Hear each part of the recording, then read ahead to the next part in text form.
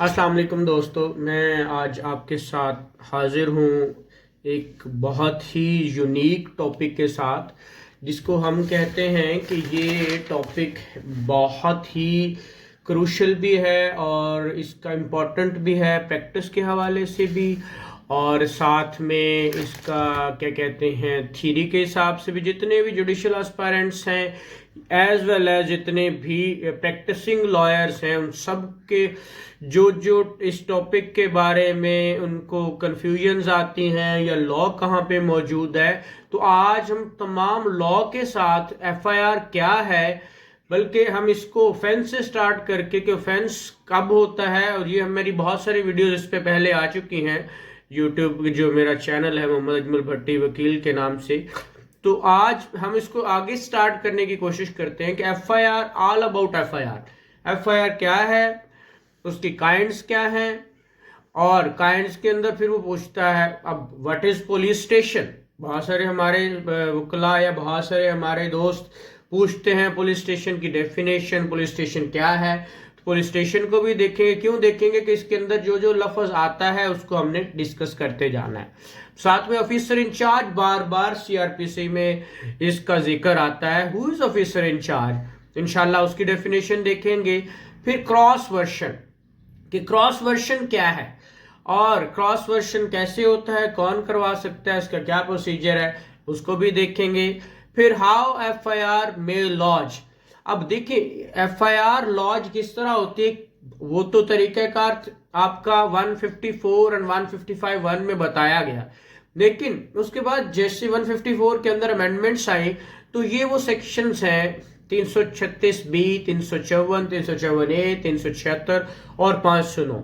इनमें एफआईआर किस तरह लॉन्च होगी, कौन करेगा और किस जगह पे करेगा, इसके बारे में आज सारा डिस्कस करेंगे। फिर कॉलम्स ऑफ एफआईआर क्या होते हैं।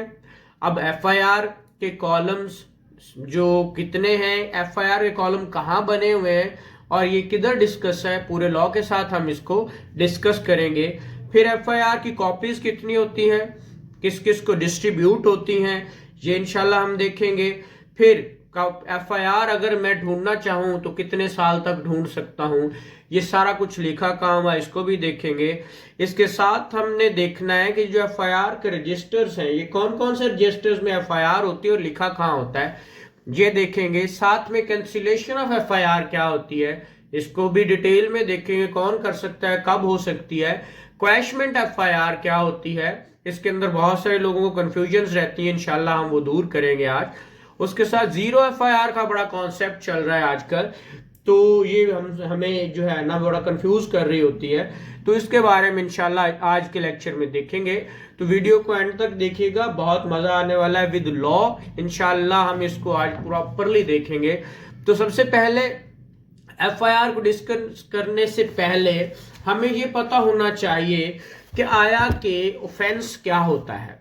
देखिए ऑफेंस होगा तो देन ही हमें पता चलेगा कि एफआईआर क्या है। ऑफेंस हमने पढ़ा हुआ है, अगर ऑफेंस की डेफिनेशन देखी जाए तो ये मैं बार बार बता चुका हूं कि 410 किसका है, सीआरपीसी का, और सेक्शन 40 है आपका पीपीसी का, और इसी तरह सेक्शन 337 सब सेक्शन 37 ये है जनरल क्लॉजेज एक्ट, ये 1897 का है। उसके अंदर अब ऑफेंस होता क्या है, ऑफेंस कहते हैं एक्ट आर ओमिशन पनिशेबल या made punishable by law for the time being enforced या इन्फोर्स्ड, ये हो गया एक्ट और omission punishable by law the time being enforce, जो कि इस वक्त इन्फोर्स भी हो। अब एक्ट और ओमिशन की डेफिनेशन भी हमारे सेक्शन आपके इसके अंदर जो है वो डिस्कस की हुई है कि एक्ट और ओमिशन कहाँ पे है, 33 है गालिबन उसके अंदर आपके पीपीसी के अंदर। बट ऑफेंस होगा वो एक्ट या वो ओमिशन, अब एक्ट और ओमिशन को जिस वक्त हम डिफाइन करेंगे तो उस वक्त पता चलेगा कि which act is punishable and which omission is punishable. ये लॉ की डेफिनेशन मैंने बहुत डिटेल में बताई, ये हमारे मेरे लेक्चर्स में आपके पास मिल जाएगी यूट्यूब पे, तो वो बहुत डिटेल में मैंने लॉ और उसकी काइंड्स भी बताई हैं। खैर ऑफेंस की काइंड्स भी हमने डिस्कस की हुई हैं, तो हम इसको बहुत ज्यादा इस पे डिटेल में नहीं जाएंगे। सिर्फ ये देखें कि दो तरह की ऑफेंस की काइंड्स हैं, एक है कॉग्निजेबल और एक है नॉन कॉग्निजेबल। अब कॉग्निजेबल और नॉन कॉग्निजेबल ऑफेंसेस की डेफिनेशन कहां पे है? These are the kinds of offence. अब कॉग्निजेबल किसको कहते हैं और नॉन कॉग्निजेबल मैंने बहुत डिटेल में बता दिया, थोड़ा थोड़ा टच करते जाते हैं क्योंकि हमारे टॉपिक के मुतालिक है। कॉग्निजेबल ऑफेंस जिसको उर्दू में काबिले दस्त अंदाजी पुलिस कहते हैं। दस्त अंदाजी पुलिस मतलब 4(1) इसका एफ के अंदर इसको क्या किया गया, बयान किया गया है, डिफाइन किया गया है, जिसमें पुलिस विदाउट वारंट अरेस्ट कर सकती है। और सेकंड शेड्यूल कॉलम नंबर 3 में लिखा हुआ है कि जिस ऐसे ऑफेंसेस जिसमें पुलिस विदाउट वारंट अरेस्ट कर सकती है वो कॉग्निजेबल ऑफेंस होते हैं। और ये सेकंड शेड्यूल जो पीछे बना हुआ है उसके कॉलम नंबर 3 में वो सारे के सारे ऑफेंसेस बताए गए हैं। नॉन कॉग्निजेबल ऑफेंस, हमने कॉग्निजेबल देखा, नॉन कॉग्निजेबल ऑफेंस ये 4(1)(n) में बताया गया और इसकी वही है कि ये काबिल दस्तअंदाजी पुलिस नहीं होता, इसमें वारंट की जरूरत होती है मैजिस्ट्रेट को। वारंट का मतलब क्या होता है कि मैजिस्ट्रेट का hukamnama, इजाजतनामा, that is called warrant. अब जब ऑफेंस हो जाता है तो देन ऑफेंस को जो है put the law into motion करने के लिए देयर आर 3 वेज। कौन कौन से वेज हैं हमने पढ़े हुए हैं। First of all FIR, number 2 22A61 इंशाल्लाह, जिसको गलतुल-आम में लोग 22AB कहते हैं। इस पे इंशाल्लाह नेक्स्ट लेक्चर जरूर आएगा और इंशाल्लाह अब हम वापस आ गए हैं और इंशाल्लाह इस पे प्रॉपरली आता रहेंगे लेक्चर। उसके बाद कंप्लेंट है। अब ये कंप्लेंट जिसको इस्तगासा भी कहते हैं, गलतुल-आम में इसको जो है वो कहा जाता है प्राइवेट कंप्लेंट। तो ये there 3 ways to put the law into motion. तो अब उसमें से एक को हम डिस्कस करने जा रहे हैं, जिस कॉग्निजेबल और नॉन कॉग्निज की काइंड्स पढ़ी हमने। अब कॉग्निजेबल में जो FIR होती हैं, अब इसके अंदर जिस वक्त हमने देखा कि कॉग्निजेबल और नॉन कॉग्निजेबल है, अब ये याद रखिए हमारे यहाँ गलतुल-आम में पता है कि FIR 154 में होती है, हालांकि सिर्फ 154 FIR नहीं है। FIR का अगर हम लिटरल मीनिंग देखें तो इसका मतलब है फर्स्ट इंफॉर्मेशन रिपोर्ट। अब ये फर्स्ट इंफॉर्मेशन रिपोर्ट क्या है? इब्तदाई रिपोर्ट। अब ये इब्तदाई रिपोर्ट कॉग्निजेबल है नॉन कॉग्निजेबल, ये आपकी हेडिक नहीं, ये आपको देखना पड़ेगा सेकंड शेड्यूल के कॉलम नंबर 3 में। किसको? पुलिस स्टेशन वाले को, जिसे ऑफिसर इंचार्ज कहते हैं। तो ऑफिसर इंचार्ज कौन है इसको अभी हम देखते हैं।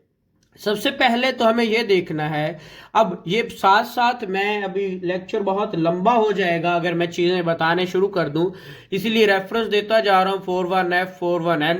इसको जो है ना थॉरली देखिएगा। अगर कुछ कंफ्यूजन हो तो मुझे कमेंट्स बॉक्स में कमेंट्स कीजिएगा, मेरा नंबर यहाँ पे मौजूद है, मुझे कॉल कर सकते हैं, मुझसे पूछा जा सकता है, मैं इंशाल्लाह इसको एक्सप्लेन भी करूंगा।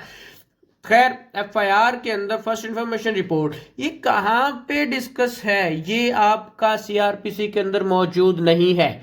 तो ये कहाँ पे? मैं हमेशा कहता होता हूँ व्हाट इज लॉ के साथ साथ ये सीखना बहुत जरूरी है, where is law.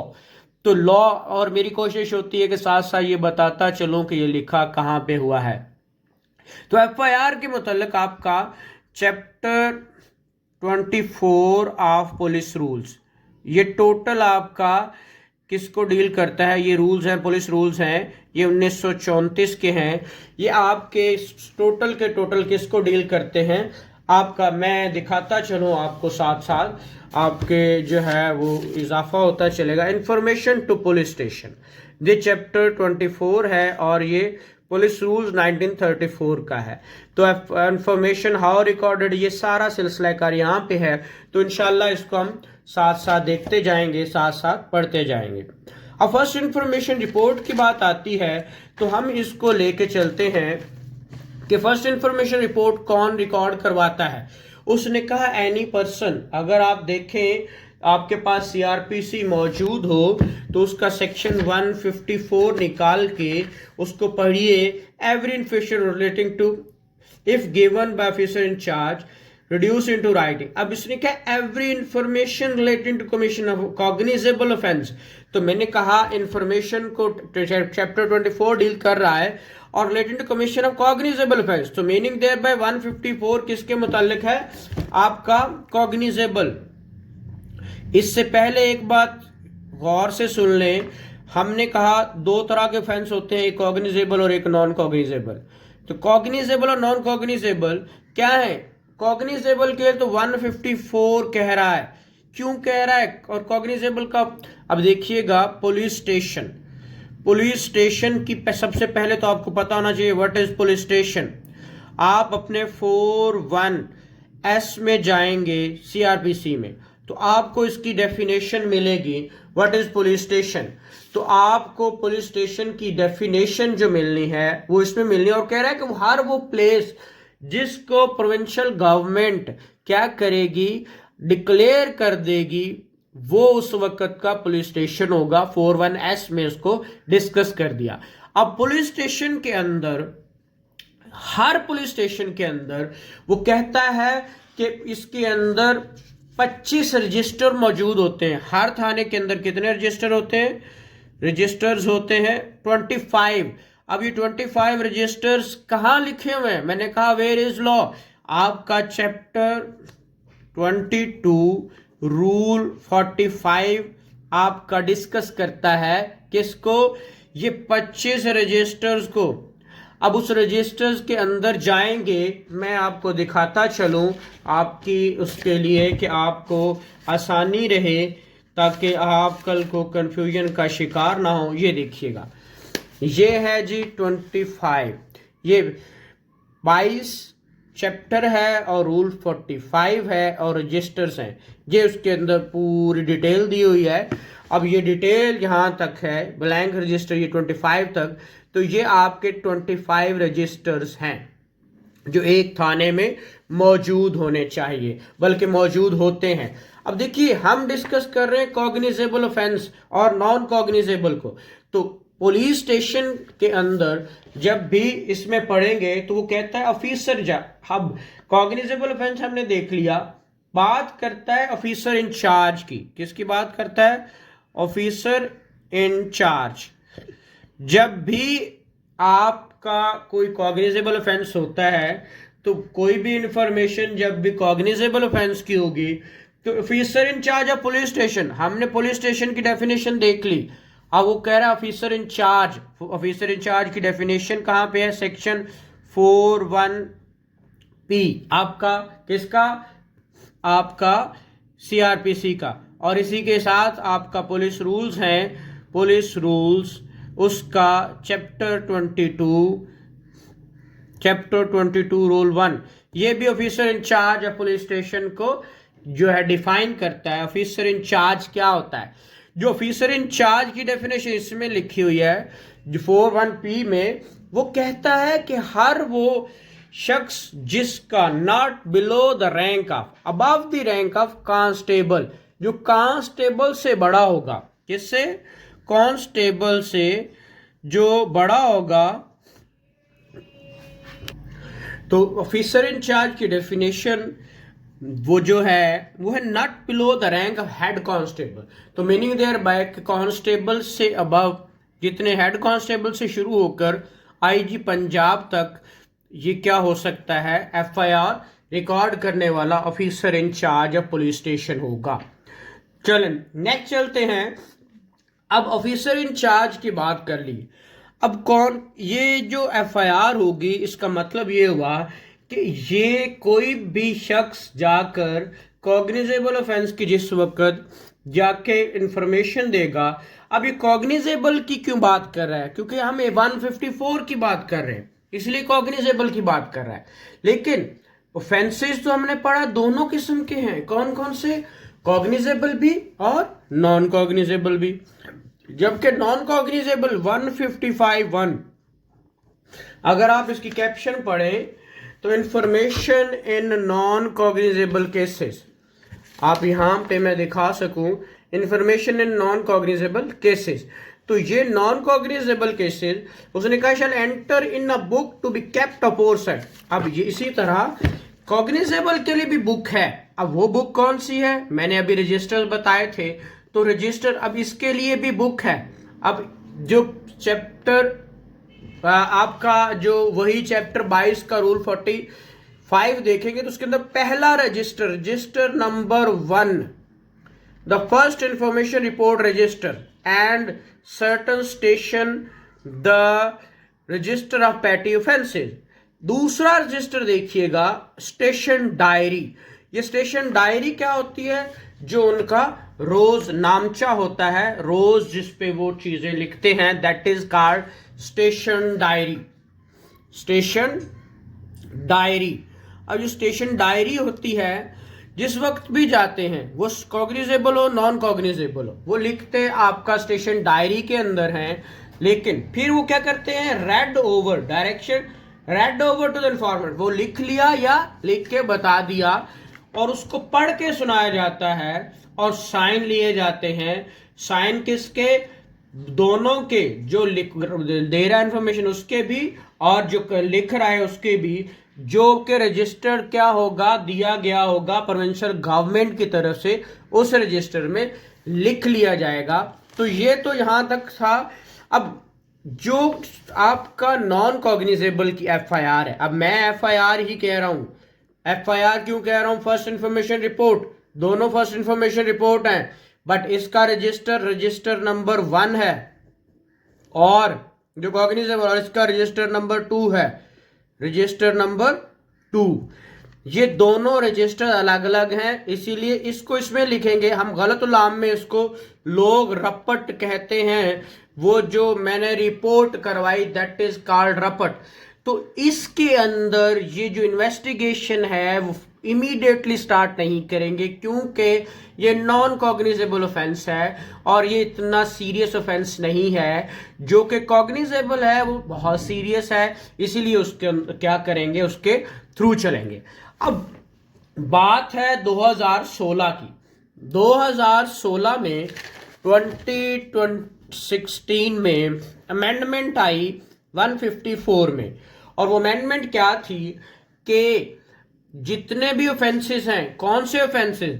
336B, 336B, ये क्या है? Hurt by corrosive substance. इंशाल्लाह जब हम इसको नेक्स्ट लेक्चर आएगा, हम सीआरपीसी की लेक्चर सीरीज स्टार्ट कर दी है, इंशाल्लाह पीपीसी से सीरीज आएगी इंशाल्लाह, और थॉरोली हम जो है इसको एक्सप्लेन करेंगे जुडिशल एस्पायरेंट्स के लिए भी, और जितने भी हमारे जो वकला हैं उनके लिए, रहनुमाई के लिए भी हम इन सारों को डिस्कस करते जाएंगे। 336B, उसके बाद 354, उसके बाद 354A, देन आपका 5, 376 एंड 509।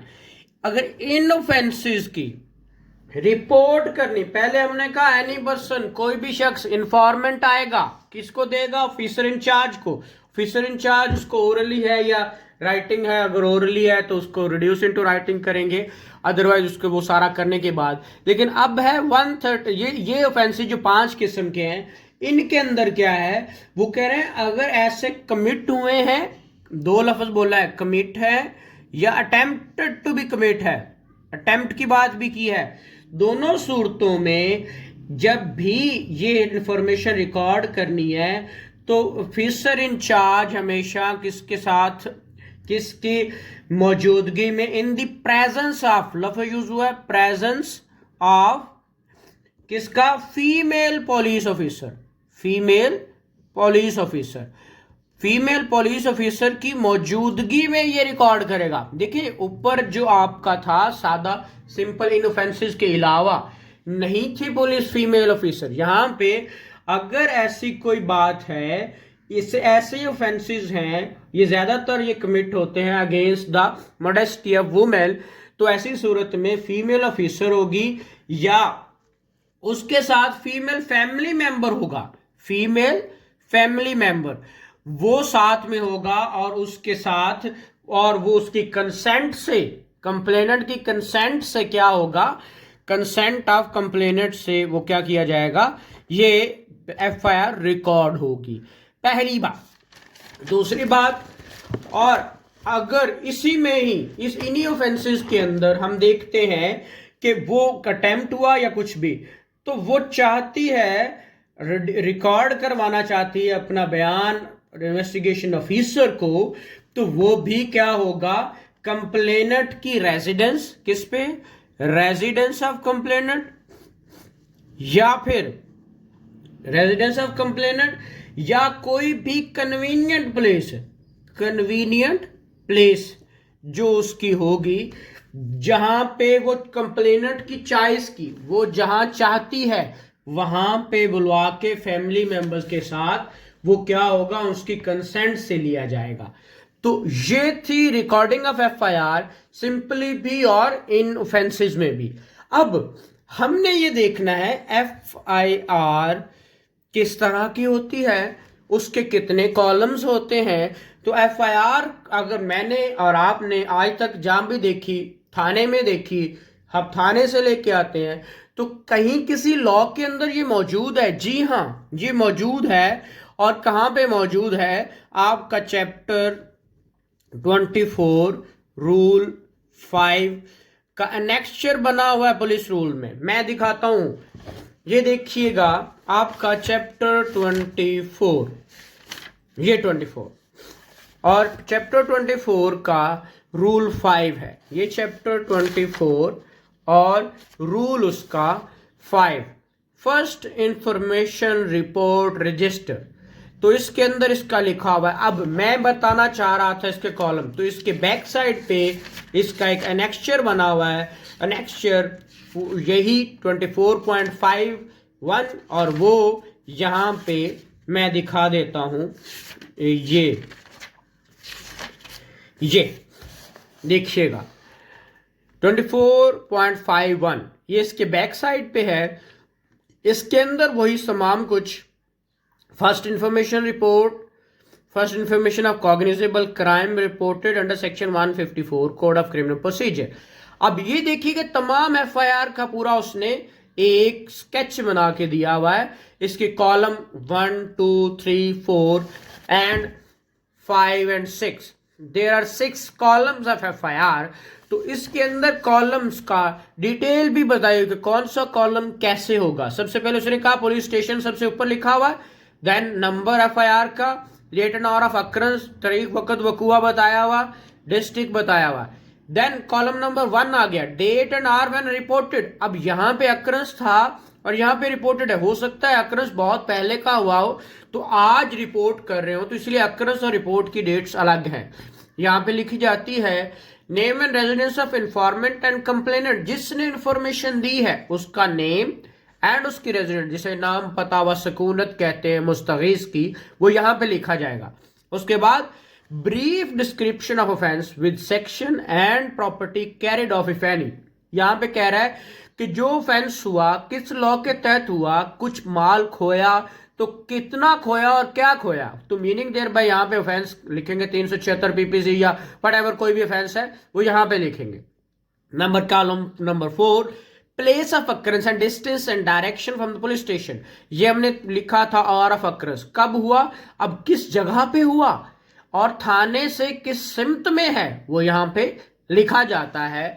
देन यहां पे step taken regarding investigation, explanation of delay in recording information, तो वो सारा यहां पे लिखा जाएगा। Then date and hour of dispatch, थाने से रवानगी का वक्त वो लिखा जाएगा। यहाँ पे सिग्नेचर, यहाँ पे डेजिग्नेशन, कौन सा ऑफिसर था, नीचे ASI है, SI है, व्हाटएवर कुछ भी है, तो वो सारा कुछ लिखा जाएगा। ये देखिएगा नोट, द सिग्नेचर, सील और mark of इंफॉर्मेंट shall be affixed at the foot of the information and shall be tested by signature of officer regarding the first information।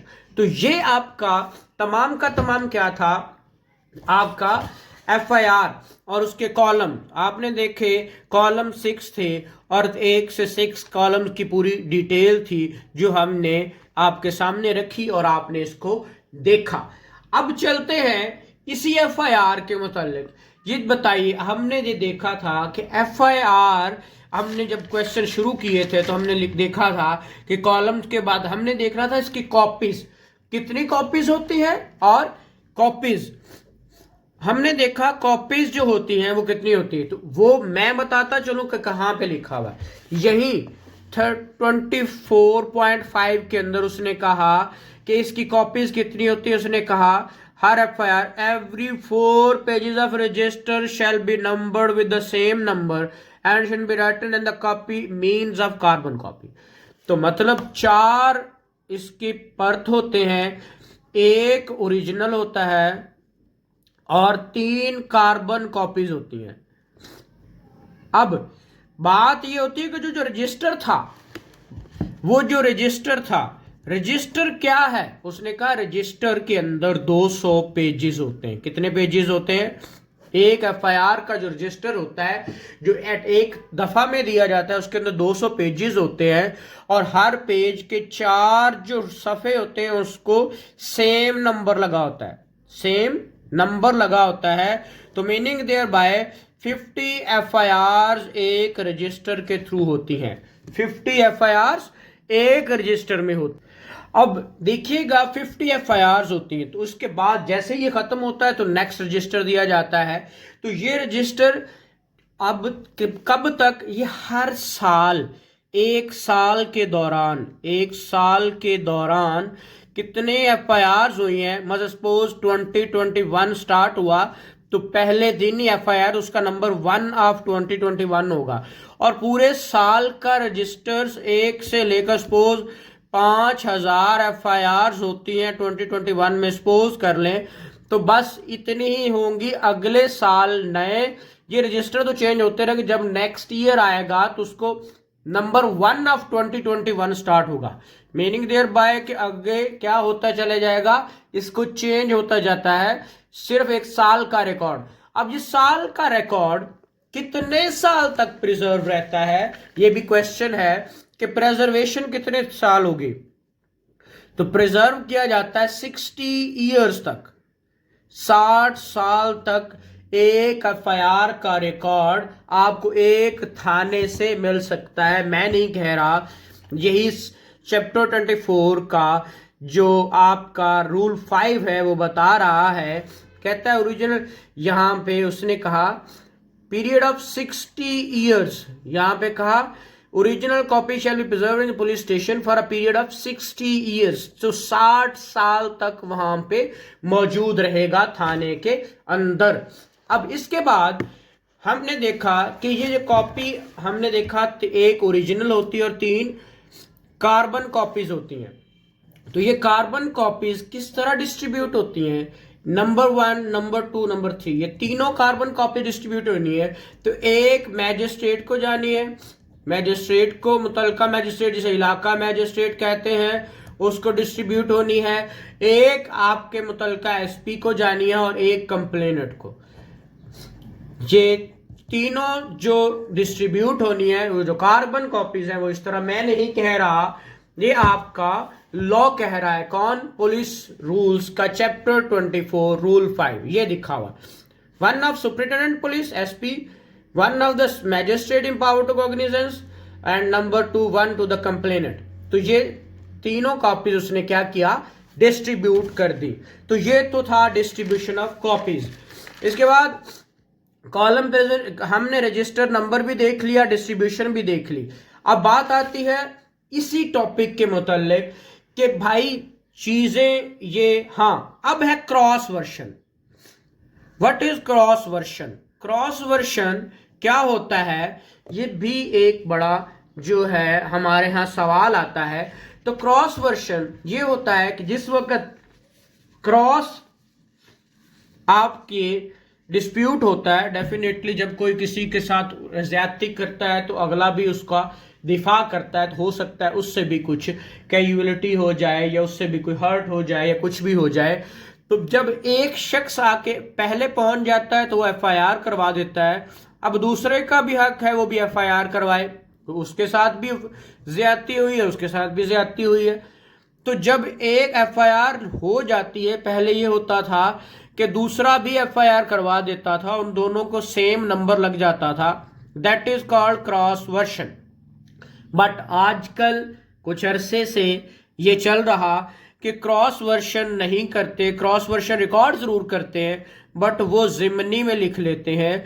अब ज़िमनी क्या होती है? इसे कहते हैं आपकी जितना भी इसे कहते हैं क्या कहते हैं, अंदरूनी ज़िमनी की दो काइंड्स होती है, एक अंदरूनी होती है और एक बैरूनी होती है। ये हम देखेंगे इंशाल्लाह। अंदरूनी बैरूनी क्या होती है? ये जो डेली डायरी होती है, जो रिपोर्ट ये बनाते हैं इन्वेस्टिगेशन के दौरान हर शख्स का, तो ये क्रॉस वर्शन जो डालना होता है, ये जो डेली उसकी डायरी होती है, हर इन्वेस्टिगेशन जो हो रही होती है, इन्वेस्टिगेशन के दौरान ये कुछ पेपर्स लगाते हैं जो इनकी रिपोर्ट्स बन रही होती हैं, कि जो प्रोग्रेस होती है, प्रोग्रेस जो डायरीज बनती हैं, इसे पुलिस डायरीज कहते हैं।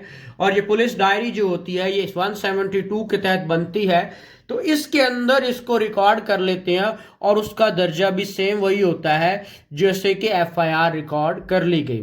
तो ये क्रॉस वर्शन है, ये इसके मुतालिक है। नेक्स्ट आपका था क्रॉस वर्शन के बाद अब बात आती है, क्रॉस वर्शन हो गया, अब एफआईआर के बारे में ऑलमोस्ट हो गया, लेकिन तीन चीजें। एक, cancellation of FIR. What is cancellation? Cancellation क्या होती है? कैंसिलेशन ऑफ क्वैशमेंट, दो लफ्ज यूज होते हैं बहुत ज्यादा। तो कैंसिलेशन और क्वैशमेंट में फर्क क्या है? क्वैशमेंट भी कैंसिलेशन है, लेकिन क्वैशमेंट भी खात्मा है, कैंसिलेशन भी खात्मा है। बट कैंसिलेशन और क्वैशमेंट में क्या फर्क है? जो कैंसिलेशन है वो मैजिस्ट्रेट करता है, magistrate on the recommendation of SP. मतलब कैंसिलेशन मैजिस्ट्रेट कौन सा? वो भी फर्स्ट क्लास मैजिस्ट्रेट इसको क्या करेगा? कैंसिल करेगा। किसकी रिपोर्ट पे? एसपी की रिपोर्ट पे। लिखा कहां हुआ है? चैप्टर 24 रूल 7, ये देखिएगा। Cancellation of cases unless investigation in power, cancellation without the order of magistrate. अब कैसे? Criminal procedure code after investigation. अब ये याद रखिएगा, जो कैंसिलेशन होती है वो आफ्टर, कैंसिलेशन कब होती है? After investigation conclude. और जब इन्वेस्टिगेशन कंप्लीट होती है और तो जब ये कंप्लीट चालान आ जाता है, कंप्लीट चालान आने के बाद ये क्या होती है? कैंसिल होती है। और कैंसिल कंप्लीट चालान जब आएगा, तो कंप्लीट चालान आने के बाद ये, अब जब इसके अंदर, अब देखिएगा इसके अंदर ग्राउंड्स क्या है। सबसे ज्यादा तो चीजें हमें देखनी पड़ती हैं कि किस ग्राउंड पे ये कैंसिल हो सकती है। तो ये जो कैंसिलेशन है, ये ग्राउंड्स, अब ये ग्राउंड्स कैसे होंगे? तो एसपी साहब के पास जब ये कोई एक ग्राउंड होगा, ग्राउंड्स क्या होंगे? ये इसी में लिखा हुआ है। किसमें? जो आपका चैप्टर 24 रूल 7 है। कौन कौन से ग्राउंड? नंबर 1 उसने कहा is found to be maliciously false, number 1. Number 2, false owing to mistake of law or fact, are to be non-cognizable or matter of civil suit. तो अगर तो ये ग्राउंड्स होंगी, तो then SP shall send the first information report and any other paper on the record in the case with to the magistrate first class having jurisdiction, and being a magistrate of first class for orders for cancellation. On receipt of such an order, the officer in charge of police station shall cancel the first information report, cancelling the case with the number and date of order, and he shall then return the original order to the superintendent of police to be filed with the order of the case. तो ये जब ऐसा हो जाएगा, तो then क्या किया जाएगा? इसको वो रिटर्न करेगा, कौन? ऑफिसर इंचार्ज, और फिर कैंसिल हो जाएगी। और वो कैंसिल करके ऊपर रेड कलर का क्रॉस बनाएगा और ऊपर कैंसिल लिख देगा। ये थे आपका कैंसिलेशन। इसी तरह दूसरी बात है क्वैशमेंट। अब व्हाट इज क्वैशमेंट? अब ये था आफ्टर सबमिशन ऑफ चालान, और ये है ड्यूरिंग इन्वेस्टिगेशन।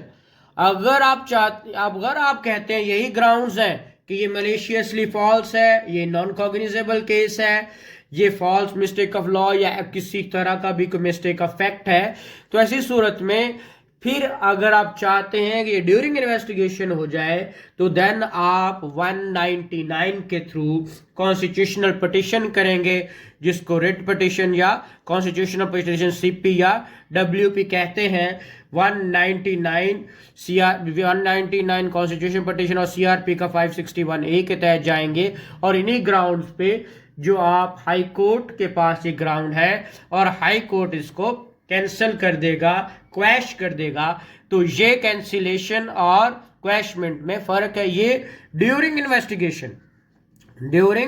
इन्वेस्टिगेशन और ये आफ्टर इन्वेस्टिगेशन, ये दो फर्क हैं, during investigation and after investigation. और ग्राउंड्स इसके यही हैं। लॉ इसका 24 चैप्टर का रूल 7 है और इसका 561 199 कॉन्स्टिट्यूशन ऑफ पाकिस्तान। अब बात आती है जीरो एफआईआर की। What is zero FIR? Zero FIR भी बहुत ही इंपॉर्टेंट है इस पॉइंट ऑफ व्यू से कि जीरो एफआईआर का मतलब क्या है। जीरो से मुराद कोई एफआईआर नहीं है। अक्सर औकात क्या होता है, कुछ ऐसी चीजें, कभी ऐसा देखिएगा, एक पुलिस स्टेशन, एक थाना, एक पुलिस स्टेशन के पास जब भी हर एक के पास हदूद होती है, हर थाने की हदूद होती है, ये इस थाने का है, ये इस थाने का है।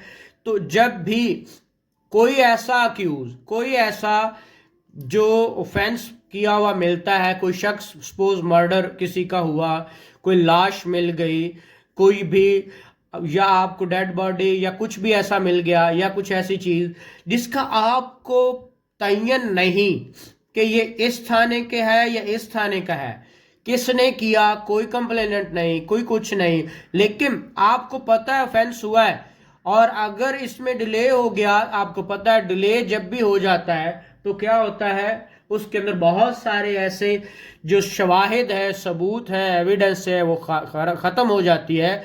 ऐसी सूरत हाल के अंदर अब बाज़ ये भी होता है कि एक सपोज लाश पड़ी है, मिली है, और वो इस तरह पड़ी मिली है, तो ये थाने का असूल है कि जिस साइड पे उसका सर होगा, जिस साइड पे उसका हेड होगा, वो थाने की जुरिसडिक्शन बनेगी। बट ये उनके अपने रूल्स हैं।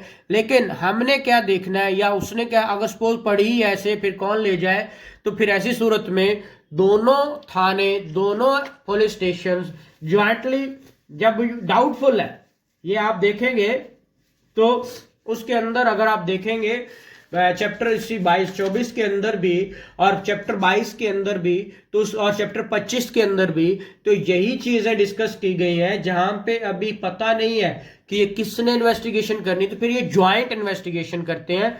और जब ये पता चल जाता है कि ये फलां थाने की है, उस वक्त, अब ये जिस वक्त तक अभी तक डिटरमिन नहीं होता, तो जो एफआईआर जिस थाने में हुई होगी वो जीरो एफआईआर होगी, और ये थाने का नंबर नहीं होगा, ये जीरो होगी। और फिर जिस थाने के अंदर सपोज इसमें आती है या इसमें आती है, वो थाने वाला इसको रिप्रोड्यूस करेगा, रीलॉन्च करेगा, और फिर वो नंबर लगाएगा, जो भी नंबर ऑफ 2021 जो भी नंबर लगता है उसको वो नंबर लग जाएगा। ये थी जीरो एफआईआर। एफआईआर के मुतालिक जितना कुछ भी था, एक प्रैक्टिकल पॉइंट ऑफ व्यू से या आपके थियोरेटिकल पॉइंट ऑफ व्यू से विद लॉ हमने डिटेल में डिस्कस किया। अगर फिर भी कहीं कंफ्यूजन हो तो आप मुझे पूछ सकते हैं, नीचे कमेंट बॉक्स में कमेंट्स कर सकते हैं, और अगर कहीं पे मैंने कहीं गलती की है तो मुझे भी करेक्ट कर सकते हैं। Thank you very much. Allah Hafiz.